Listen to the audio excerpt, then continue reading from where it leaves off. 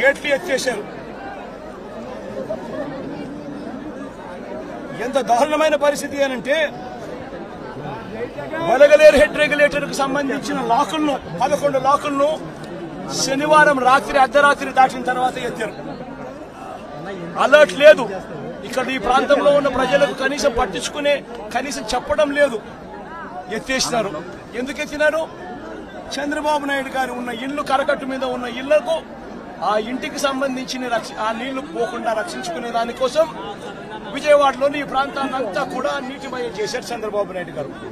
నేను అడుగుతా ఉన్న ప్రతి ప్రశ్న కూడా లాజికల్ గా అడుగుతా ఉన్నాను. ఎవరైనా కానీ సమాధానం చెప్పాలనుకుంటే మొట్టమొదటిగా ప్రజలకు క్షమాపణ చెప్పి ఆ తర్వాత ఈ ప్రజలకు ఏం చేయబోతున్నాము అన్న మాటలు కూడా చెప్పి ఆ తర్వాతనే సమాధానం చెప్పాలని చెప్పి చంద్రబాబు నాయుడు గారిని గట్టిగా కూడా కొడతా ఉన్నాయి. ఇప్పటికి కూడా రిలీఫ్ క్యాంపులు లేవు. నిన్నటి దాకా కూడా ఎన్ని రిలీఫ్ క్యాంపులు పెట్టారు అని చెప్పి అడిగితే 6 రిలీఫ్ క్యాంపులు మాత్రమే ఉన్నాయని చెప్తా ఉన్నారు. లక్షల మంది ఈ రోజు నీట మునిగి ఉన్నారు. 6 రిలీఫ్ క్యాంపులు ఏ మూలకు సరిపోతాయో కూడా తెలియడం లేదు. ఎక్కడ ఉన్నాయో కూడా తెలియని పరిస్థితిలో ఈ రోజు ప్రజలంతా కూడా ఎక్కడికి పోవాలో తెలియవు. ఎన్ని క్యాంపులు క్యాంప్ ఎక్కడ ఉందో కూడా ఏర్పాటు ఎక్కడ అయిందో కూడా తెలియని పరిస్థితిలో ఈ రోజు ప్రజలంతా కూడా ఉన్నారు. ఇంతటి దారుణమైన మేనేజ్మెంట్ బహుశా ఏ ముఖ్యమంత్రి ఎప్పుడు కూడా ఏ హయాంలో కూడా ఎప్పుడు జరిగి ఉండదు. ఆలోచన చేయమని అడుగుతా ఉన్నా. ఈరోజు చెప్తా ఉన్నా ఈ 11,30,000 క్యూసెక్కుల గురించి ఏదైతే మాట్లాడుతా ఉన్నామో ఈ 11,30,000 క్యూసెక్కులకు సంబంధించి మొదట ఇది రావడం ఇదేమి కొత్తేమీ కాదు. ఇటువంటిదే 1903లో 11,90,000 క్యూసెక్కులు వచ్చింది. 2009లో కూడా 11,10,000 క్యూసెక్కులు వచ్చింది. మా హయాంలో కూడా 2019, 2020, 2021, 2022లో కూడా ఇలాంటి వరదలే ఇలాంటి రెయిన్ఫాలే నమోదు కూడా అయింది. కానీ ఇలాంటి రెయిన్ఫాల్ నమోదైనా కూడా మా హయాంలో ఎప్పుడు కూడా ఈ మాదిరిగా 11 లక్షల క్యూసెక్కులకు చేరడము దానివల్ల ప్రజలందరూ అసలాకుతలమైన పరిస్థితులు రావడం ఎప్పుడూ జరగలేదు. 2021లో శ్రీశైలం నుంచి దిగువకు 8 లక్షల క్యూసెక్కులు శ్రీశైలం దిగువకు 8 లక్షల క్యూసెక్కులు 2021లో కిందికి వదలడం జరిగింది. దిగువ పులిచింతల్లోకి మూసీ నది నుంచి 1,50,000 క్యూసెక్కులు రావడం జరిగింది. మున్నేరు నుంచి ప్రకాశం బ్యారేజీకి 3,50,000 క్యూసెక్కులు చేరినప్పటికీ కూడా ముందు జాగ్రత్తగా Srisailam reservoir, Nagarjuna Sagar reservoir, Pulichintala reservoir వీటి అన్నిటిలో కూడా ముందు నుంచే ఫ్లడ్ వస్తా ఉంది అని తెలిసిన నేపథ్యంలో, వాయుగుండంగా మారుతా ఉందన్న నేపథ్యంలో, ముందు ఇన్ఫర్మేషన్ ఉన్న నేపథ్యంలో శ్రీశైలము, పులిచింతల, నాగార్జున సాగర్ డ్యాములను నీళ్లను తగ్గించి అక్కడ ఫ్లడ్ కుషన్ ఏర్పాటు చేయడం వలన డెవాస్టేషన్ రాకుండా కేవలం 8 లక్షలు 9 లక్షల క్యూసెక్కులు మాత్రమే నీళ్లు కిందికి వెళ్ళిపోయేట్టుగా చర్యలు తీసుకోవడం వల్ల ఇటువంటి పరిస్థితులు రాకుండా గతంలో చేయగలిగాము అన్నది కూడా ప్రతి ఒక్కరూ కూడా గమనించమని కోరుతా ఉన్నా. ఇంతటి మ్యాన్ మేడ్ ఫ్లడ్ ను క్రియేట్ చేసినందుకు చంద్రబాబు నాయుడు మొట్టమొదటిగా ప్రజలకు క్షమాపణ చెప్పాలి. క్షమాపణ చెప్పి కనీసం వీళ్ళకందరికి కనీసం బేసిక్ ఫెసిలిటీస్ లేవు. తినేదానికి తిండి లేదు, తాగేదానికి నీళ్లు లేవు, రిలీఫ్ క్యాంపులు లేవు, రూపాయి డబ్బు ఇవ్వలేదు. వీళ్ళందరూ ఎలా బతకాలని చెప్పి అడుగుతా ఉన్నారు. చంద్రబాబు నాయుడు ఇక్కడికి వచ్చి క్షమాపణ చెప్పి సమాధానం చెప్పాలని కూడా అడుగుతా ఉన్నారు.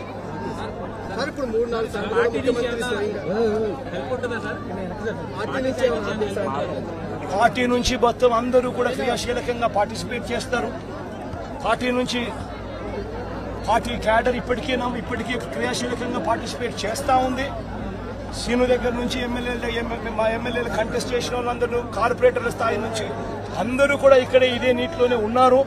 ఈ రోజు నుంచి కాదు 2 రోజుల నుంచి కూడా ఇదే కార్యక్రమాలే చేస్తూ ఉన్నారు.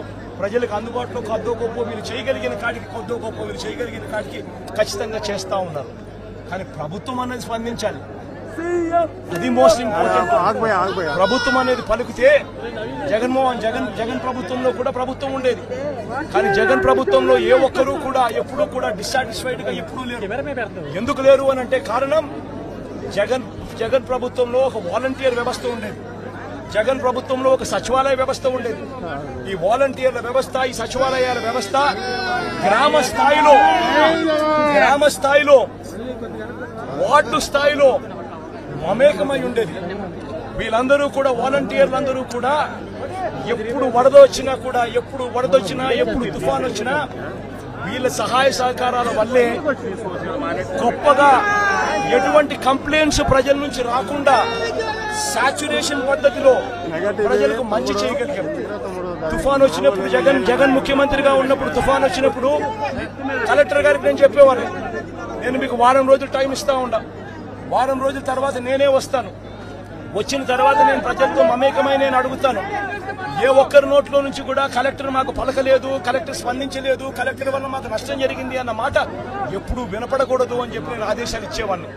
మా కలెక్టర్ బాగా పనిచేశాడు, మా కలెక్టర్ మంచివాడు అనే మాట వినపడాలి అని చెప్పి గట్టిగా కలెక్టర్లకు ఎప్పుడు చెప్పేవాడిని. చెప్పిన ప్రకారం నేను ఖచ్చితంగా వారం రోజుల తర్వాత నేను పోయేసరికి వాలంటీర్ సైన్యం అక్కడ ముందే ఉండేది. గ్రామ సచివాలయాల్లో పనిచేసే మొత్తం పిల్లలందరూ కూడా అక్కడే ఉండేవాళ్ళు. ఆ వారం రోజుల పాటు వాళ్ళంతా కూడా ప్రభుత్వం అంతా కూడా పూర్తిగా కలిసి ప్రతి గడపకు వెళ్ళేది. ప్రతి గడపకు వెళ్లి సహాయ సహకారాలు అందిస్తూ మొట్టమొదటిసారిగా ఎప్పుడు విధంగా ప్రతి కుటుంబానికి 2000 రూపాయలు సహాయం కూడా, ఆర్థిక సహాయం కూడా అందించిన పరిస్థితులు ఎప్పుడైనా ఉన్నాయి అంటే అది ఒక్క జగన్ ప్రభుత్వంలో మాత్రమే జరిగింది. అటువంటి కొత్త సాంప్రదాయాలను ముందుకు తీసుకొచ్చింది మనం, వాలంటీర్ వ్యవస్థను ముందు పెట్టింది మనం. సచివాలయ వ్యవస్థ వాలంటీర్ వ్యవస్థతో పూర్తిగా ప్రతి గడపకు కూడా సహాయ సహకారాలు అందించగలిగాము. రిలీఫ్ క్యాంపులు తుఫాను వచ్చే నాటికే రిలీఫ్ క్యాంపులు ఏర్పాటయ్యేటివి. ముందుగానే లోతట్టు ప్రాంతంలో ఉన్న మనుషులందరినీ కూడా ముందుగానే రిలీఫ్ క్యాంపులకు ట్రాన్స్ఫర్ చేసేవాళ్ళము. రిలీఫ్ క్యాంపుల్లో అందరినీ కూడా బాగా చూసుకోవడమే కాకుండా రిలీఫ్ క్యాంపుల్లో బయటికి వెళ్లేటప్పుడు డబ్బులు కూడా 2,000 రూపాయలు డబ్బులు కూడా సహాయం కూడా ఇచ్చి పంపించిన కార్యక్రమం కూడా అప్పట్లో జరిగేది.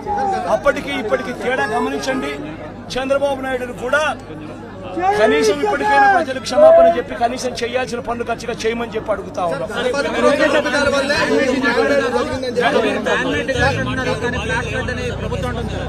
ప్రతి బాధితుడు కూడా మీరంతా ఉన్నారు, నాతో పాటు మీరంతా కూడా నడుస్తా ఉన్నారు.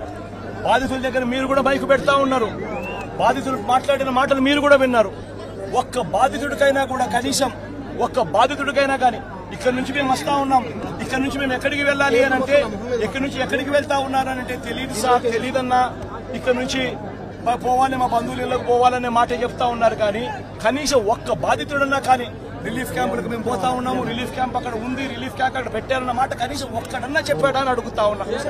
కనీసం ఒక్క బాధితుడన్నా కానీ చెప్పాడని అడుగుతా ఉన్నా. మీరే విన్నారు, మీరే చూశారు. ఆ బాధితుడు నేను అడిగా, ఈ 2 రోజుల నుంచి కనీసం మీకేమైనా సహాయం అందిందా అని చెప్పి. కనీసం ఇంటికి వచ్చి ఎవడైనా డబ్బు ఇచ్చాడా అని చెప్పి అడిగా. ఇంటికి వచ్చి మంచి నీళ్ళు ఇచ్చే కార్యక్రమం జరగలేదు సార్, డబ్బులు కదా దేవుడు ఎరుగు అని చెప్పి మాటలు వినిపించారు. మీరంతా కూడా విన్నారు.